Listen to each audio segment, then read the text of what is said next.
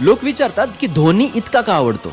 काहींना आवडतो कॅप्टन्सीसाठी, काहींना आवडतो हेलिकॉप्टर शॉटसाठी, पण मला आवडतो कारण त्याचं प्रत्येक पाऊल हे गीतेच्या मार्गावर चाललेलं असतं. वर्ल्ड कप जिंकणं असो किंवा हरणं, धोनीच्या चेहऱ्यावर कधीच अति आनंद किंवा दुःख दिसत नाही. तो समत्व ठेवतो.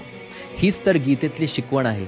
त्याने फक्त कर्म केलं, कधी कॅप्टन्सी दुसऱ्याला दिली, कधी खालच्या नंबरवर खेळायला आला, पण फळ त्या ट्रॉफीत नव्हतं, फळ त्या शाब्बासकीतही नव्हतं.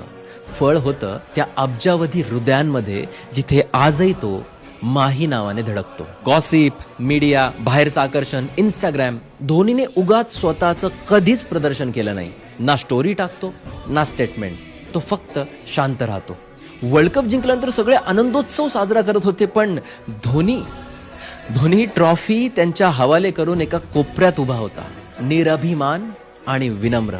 खेळ संपल्यावर सैन्याचा गणवेश घालून काश्मीरमध्ये जाऊन देशसेवा केली.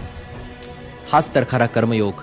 हा माणूस स्वतःच्या रेकॉर्डसाठी नाही तर भारत जिंकण्यासाठीच नेहमी खेळला, आणि जेव्हा वेळ आली शाईन होण्याची, तो बाजूला झाला. याला म्हणतात त्याग. धोनी हा फक्त खेळाडू नाहीये, हा गीतेचा चालता बोलता अर्थ आहे. यशाच्या शिखरावर उभा असणारा असा खेळाडू, ज्याच्या पायाखाली अजूनही नम्रतेची माती आहे.